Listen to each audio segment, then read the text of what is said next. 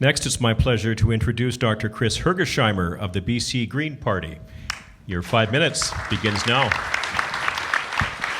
Are you clear? Are you clear enough, Chris?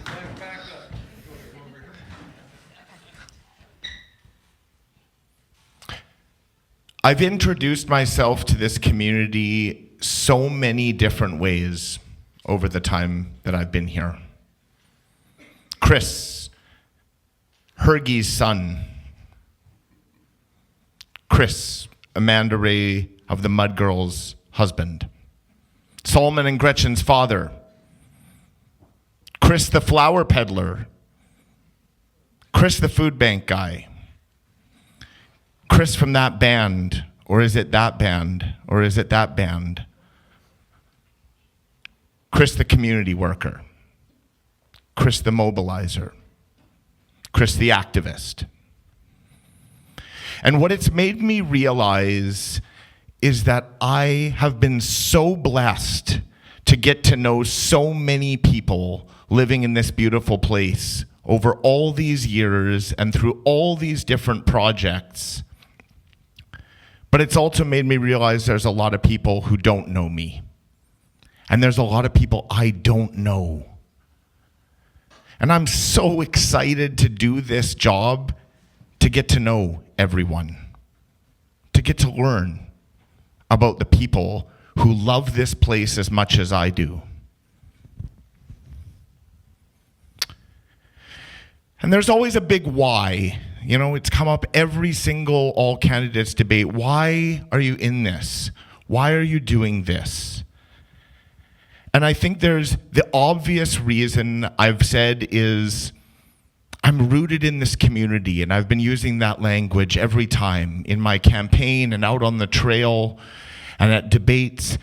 And I actually decided tonight that it's not that I'm rooted in this community, it's that this community has forged me.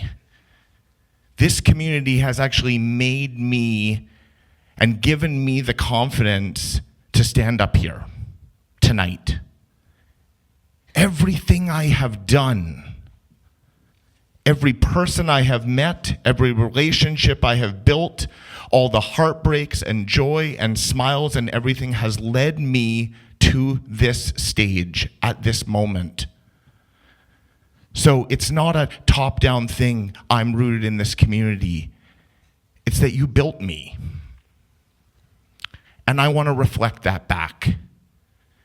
And I really want this job because I know I can do this job, without a doubt. And it's obvious I want this job because this is the longest and most arduous job interview that I've ever done in my entire life. And I'm sure my other candidates will agree with that. But I don't want to say it's just passion, or it's just education, or it's just experience, or it's just fate, or it's all of you. But it is all of those things. And in the same way that our looking at single issues prevents us from collaborative and creative solutions by not recognizing that all of these issues are connected.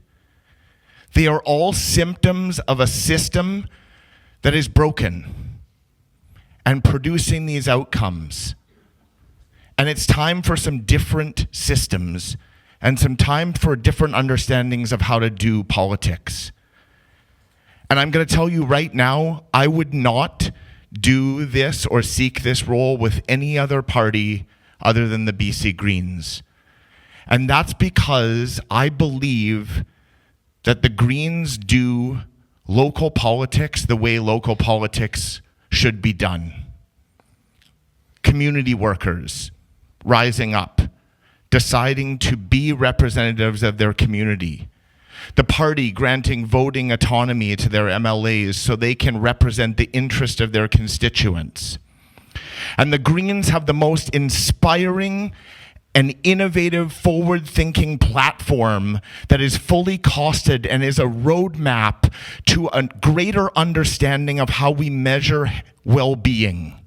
Not just debt and GDP and economic output, What is the job of government if not to measure and understand the health, happiness, connection of this community?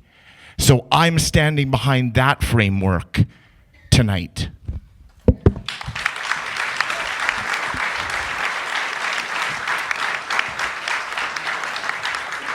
Thank you, Dr. Hergesheimer. Recognizing the geographic remoteness of Sunshine Coast communities from major urban centers, how should our provincial government take steps to make the coast's business climate grow? And what does a thriving coast business climate look like to you? How are we going to identify ourselves? What is the story of where we've been? And what is the story of where we're going? When I worked for the Economic Development Organization, when it got kick-started between all 4 local governments, there was 4,600 businesses on the Sunshine Coast.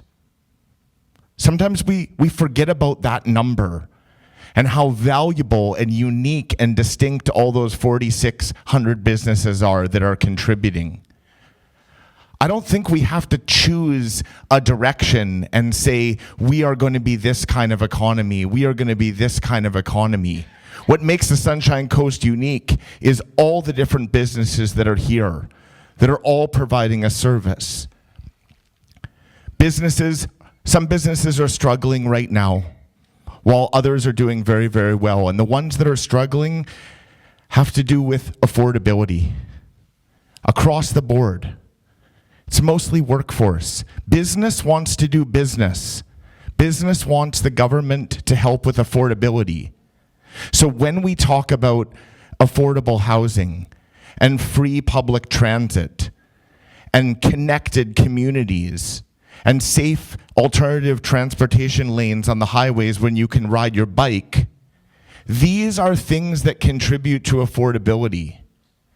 These are what keeps the living wage from continuing to rise and rise and rise, and us chase it, and then blaming businesses when they can't afford to pay 24, 26, 28.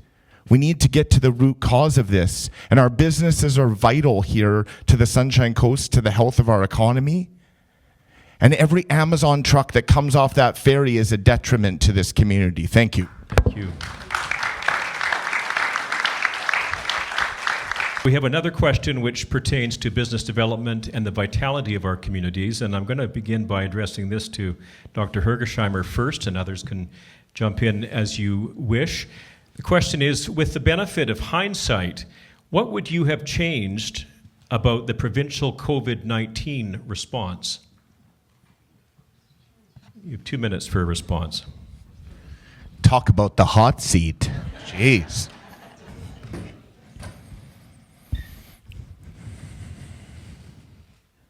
We were scared. We didn't know what was going on. It was new. We followed the science. Some people might say, well, who are these scientists? What science? Who paid for it? What's the larger agenda? There's any number of questions. But at the end of the day, I think we did the right thing. And I think one of the challenges that we're experiencing now, which is the division that we thought we would bounce back from, and it has become entrenched in our politics, in our relationships, and that has been the most destructive thing of all. And I think there's an opportunity for us to start to say, I agreed with part of it, and I disagreed with part of it. And what's happening is we're pushing people into one of two binaries where if you got the shot, you were pro-mandate and you were pro-mask and you were all these things, and if you didn't, you were on the other side. And I don't think that is an accurate representation of where people were at. We did the best we could. And we will learn, and we will pivot when and if something like this happens again. But we have to get away from that division of what was in order to build a community response of community care and evidence-informed solutions moving forward. Thank you, Dr. Hergesheimer. Dr. Yeah. Hergesheimer, you have 30 seconds to interrogate. I do just have to say it, Chris, because it's come up a couple times, 3 times now, about Bonnie Henry supplying cocaine and heroin at the pharmacy. What is being prescribed are pharmaceutical alternatives to extremely toxic and unpredictable drugs that are literally killing thousands of people on our streets. And I need to see where this is coming from, because you can't just say that to scare people or to turn people against Bonnie Henry. Thanks. You're next to answer this question on the question of supports and community reaction.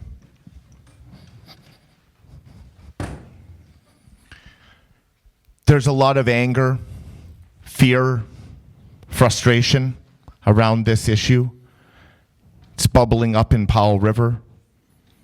It's bubbling up in Sechelt. And I think a lot of that anger and frustration is misdirected. And I think the question we need to be asking ourselves is why we are not outraged that we have allowed social safety nets and systems to be whittled away at, underinvested in, that we allow poverty rates to continue to climb, that we have allowed the financialization of housing and the car-centric culture that costs 10 times what effective public transit costs. Good, healthy food, preventative medicine, mental health and supports in our schools, EAs, staff. We have a system that is so starved systematically of resources, and crime and addiction and homelessness, they are the symptoms. And they're new in small communities, but they are not new across this country. They scare us. And we don't know exactly how to do the work ahead, but at the end of the day, this is a question of justice.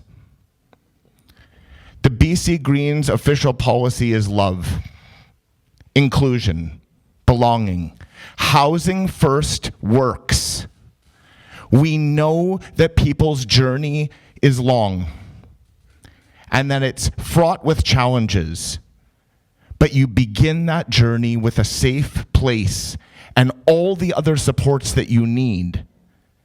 And that's community care. So when we stand behind these buildings, we're standing behind a new system of caring and a supports for the journey ahead.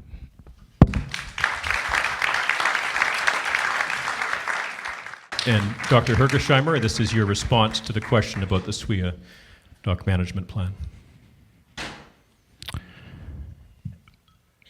I agree with Mr. Moore that there's a flawed process. But you know what? DRIPA is settled law. DRIPA is a nonpartisan issue. Everyone in the legislature supports this. And you know what?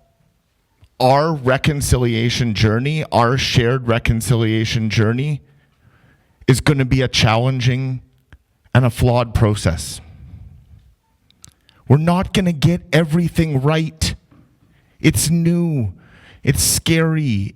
It can feel disruptive.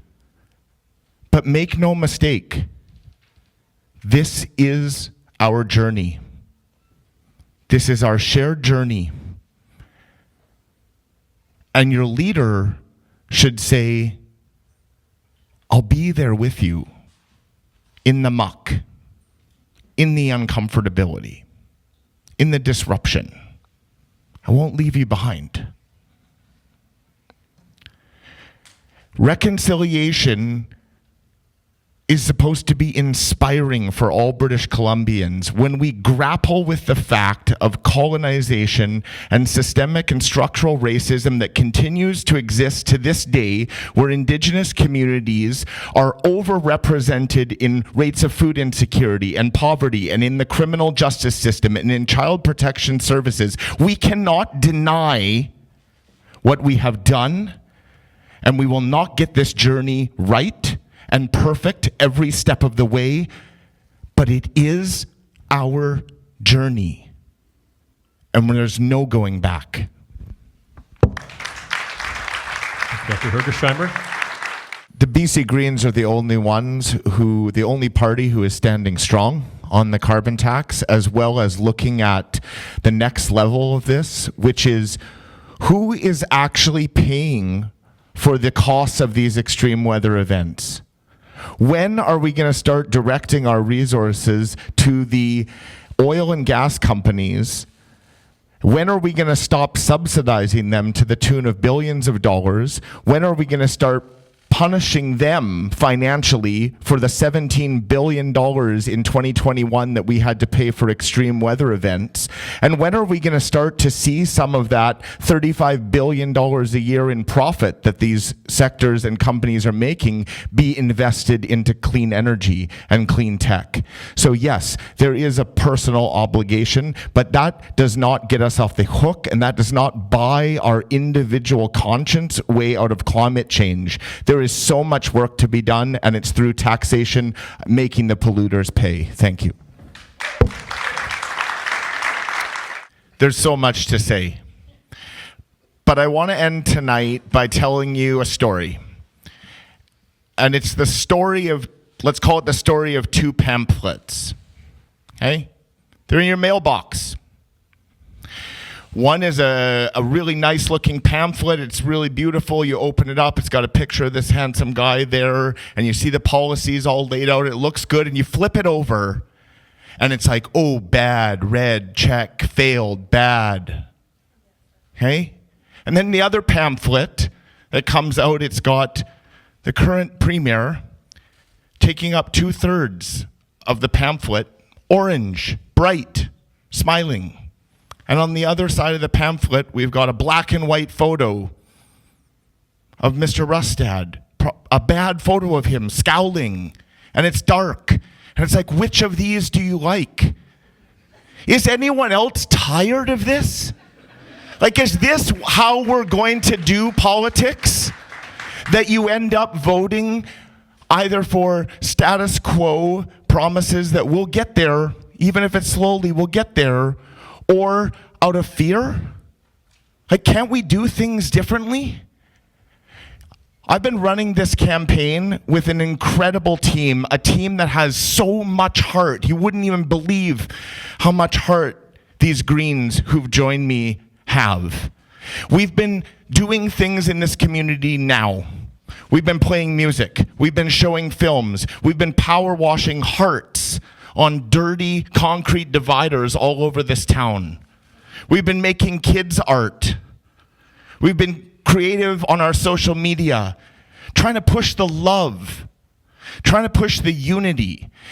And the BC Greens have this platform that's so inspiring. What other party can say they have a political platform that is an inspiring story about a future that we could have? And we've been all we hear on the doorstep from so many people is the strategic vote. And I have to vote strategically. And how many years? How strategic is it if we have to keep doing that every single time? When do we get to vote for what we want, regardless of the outcome? When do we understand that majority governments who want to push a platform over us are no longer serving the majority, and the good legislator mix is some independents and some Greens and some other larger parties working together, forcing them in a room and saying, get stuff done. Stop politicizing all these issues. That's democracy, and that's what the BC Greens want to see in the legislature moving forward. And when you vote Green the first time, it is so exhilarating. And that's your time. Thank you.